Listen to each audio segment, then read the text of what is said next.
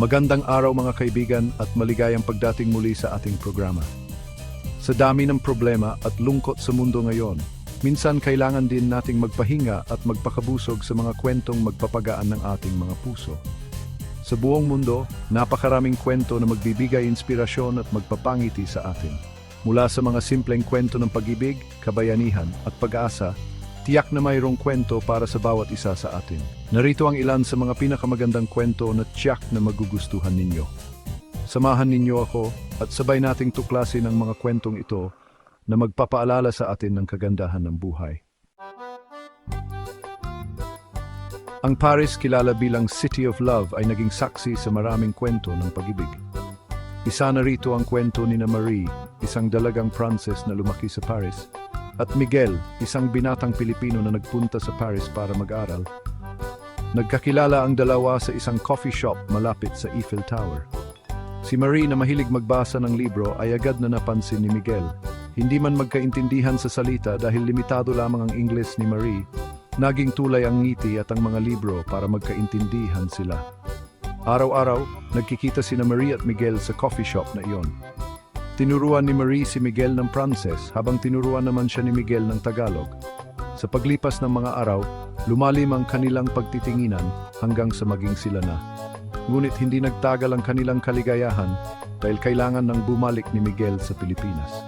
Magkalayo man, nangako sila sa isa't isa na ipagpapatuloy nila ang kanilang pagmamahalan. Sa kabila ng distansya, pinanindigan ni Marie at Miguel ang kanilang pangako. Araw-araw silang nag-usap gamit ang internet. Pinapadalahan nila ang isa't isa ng mga sulat at regalo. Isang araw, nakatanggap si Marie ng isang package mula kay Miguel.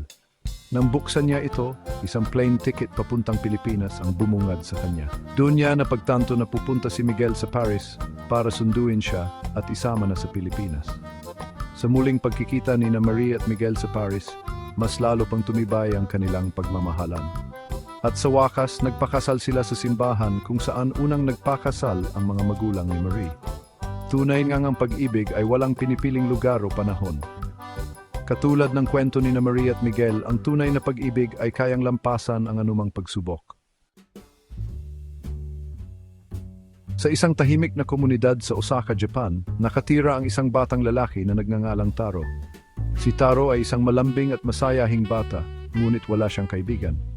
Dahil dito, madalas siyang nalulungkot at nag-iisa. Isang araw, habang naglalakad si Taro pauwi galing sa paaralan, may nakita siyang isang maliit na aso na pag-alagala. Marungis at payat ang aso. Naawa si Taro kaya naman dinala niya ito sa kanilang bahay. Nang makita ng mamagulang ni Taro ang aso, nag-alala sila. Alam nilang hindi sila pwedeng mag-alaga ng hayop dahil maliit lamang ang kanilang bahay. Ngunit nakita nila ang saya sa mga mata ni Taro, kaya naman pumayag silang alagaan ito pansamantala. Pinangalanan ni Taro ang aso na si Hachiko. Naging matalik na magkaibigan sina Taro at Hachiko. Araw-araw sinasamahan ni Hachiko si Taro sa pagpasok at pag-uwi sa paaralan. Magkasama rin silang naglalaro sa parke. Isang hapon, habang naglalakad pauwi sina Taro at Hachiko, biglang may sumulpot na mabilis na sasakyan. Hindi ito nakita ni Taro dahil abala siya sa pakipaglaro kay Hachiko. Ngunit dahil sa matalas na pandinig ni Hachiko, naramdaman nito ang panganib. Agad na tumakbo si Hachiko papunta kay Taro at itinulak ito palayo sa kalsada. Dahil dito, si Hachiko ang tinamaan ng sasakyan. Sugatan si Hachiko at agad na isinugod sa ospital ng mga veterinaryo. Labis na nalungkot si Taro sa nangyari kay Hachiko. Araw-araw niya itong dinadalaw sa ospital. Ipinagdarasal niya ang agarang paggaling nito. Sa kabutihang palad, gumaling din si Hachiko. Masayang-masaya si Taro nang makita niya itong muli. Mula noon, mas lalo pang tumibay ang pagsasamahan ni Taro at Hachiko. Dahil sa kabayanihan ni Hachiko, naging tanyag ito sa kanilang komunidad. Maraming tao ang pumupunta sa kanilang bahay para makita si Hachiko. Naging inspirasyon si Hachiko ng katapatan at pagmamahal ng mga aso sa kanilang amo. Chapter 3: Ang Matandang Guro sa India. Sa gitna ng kabukiran ng Rajasthan, India, may isang maliit na nayon na pinaninirahan ng mga simpleng tao. Sa nayong ito, may isang matandang guro na nagngangalang Guro Anand. Si Guro Anand ay mahigit 70 taong gulang na, ngunit hindi pa rin siya tumitigil sa pagtuturo. Si Guro Anand ay lumaki sa kahirapan. Hindi siya nakapagtapos ng pag-aaral dahil kailangan niyang tumulong sa kanilang sakahan.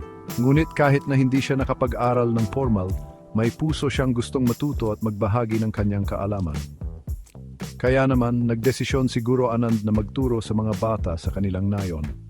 Wala siyang sariling silid-aralan kaya naman sa ilalim ng puno ng mangga niya, tinuturuan ang mga bata. Gumagamit siya ng mga patpat at bato para magsulat sa lupa. Araw-araw, nagtuturo si Guro Anand ng pagbasa, pagsulat at matematika. Tinuturuan din niya ang mga bata ng mga aral sa buhay at kung paano maging mabuting tao. Kahit na mahirap ang buhay sa nayon, puno ng sigla at saya ang klase ni Guro Anand. Dahil sa dedikasyon ni Guro Anand sa pagtuturo, maraming bata sa kanilang nayon ang natuto at nakapagtapos ng pag-aaral. Ang ilan sa mga estudyante niya ay naging guro, doktor at inhinyero. Ngunit hindi lang ang mga bata ang natututo kay Guro Anand.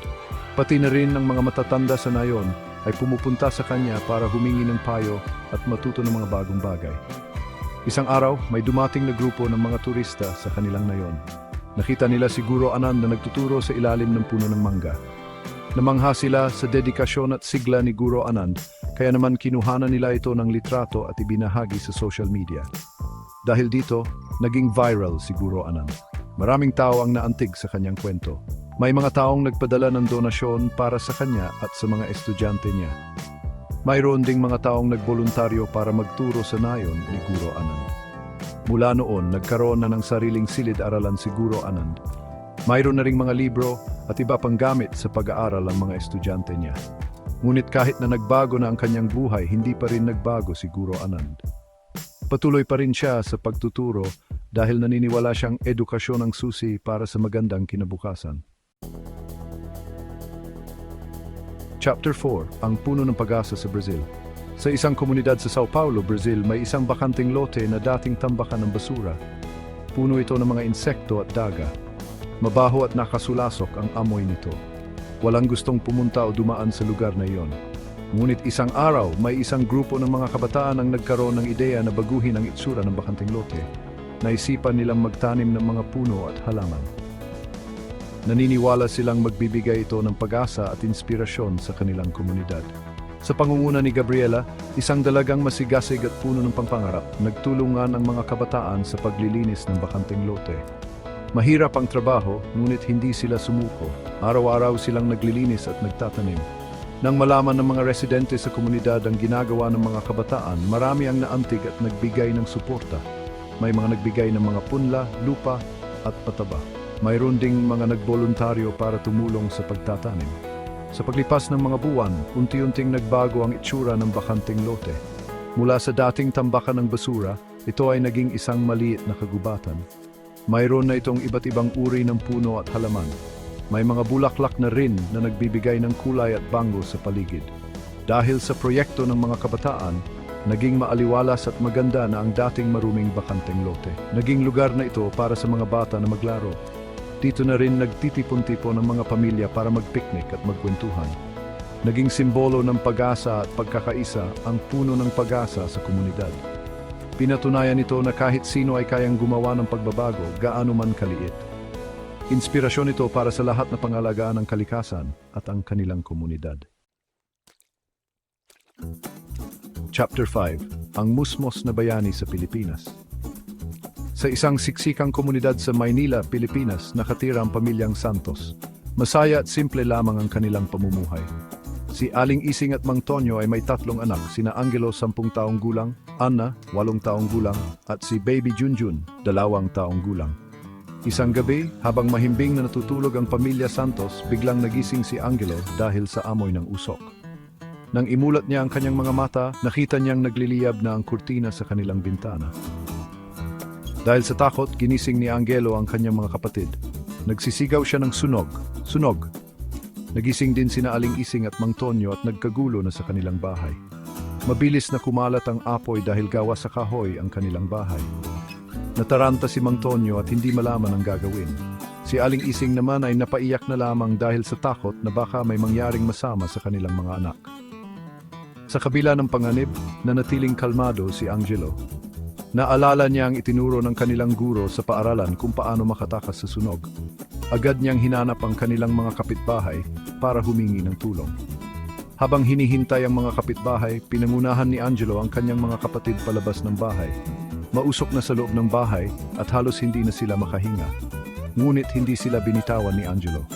Mahigpit niyang hinawakan ang kamay ng kanyang mga kapatid.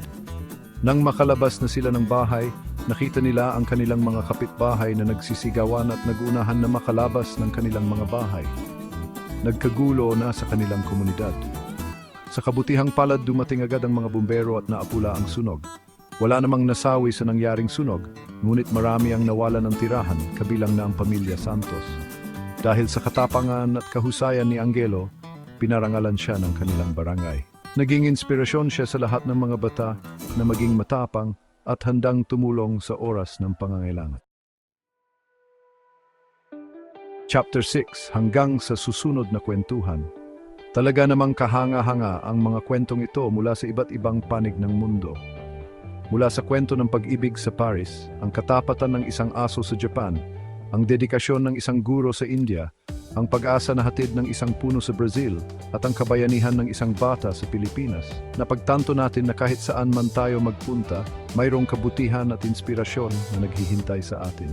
Sana ay na-inspire kayo at napangiti ng mga ito. Naway magsilbing paalala ang mga kwentong ito na laging mayroong liwanag sa kabila ng kadiliman at laging mayroong pag-asa sa kabila ng pagsubok.